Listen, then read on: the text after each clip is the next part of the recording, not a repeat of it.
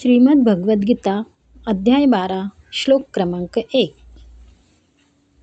अर्जुन उवाच एवं सततयुक्ताये भक्तास्त्वां पर्युपासते ये चाप्यक्षरं व्यक्तं तेषां के योगवित्तमः.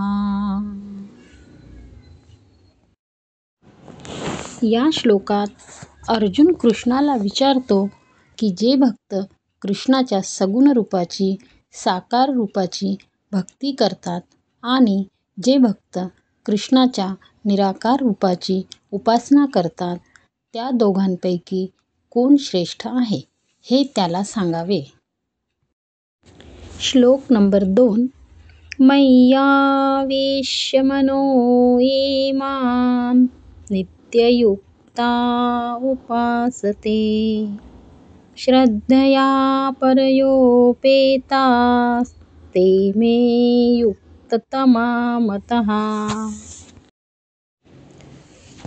जे भक्त माझ्या ठिकाणी मन एकाग्र करून निरंतर माझ्या भजनात ध्यानात मग्न राहून अत्यंत श्रद्धेने माझ्या सगुण रूपाची उपासना करतात, ते मला सर्वश्रेष्ठ योगी वाटतात.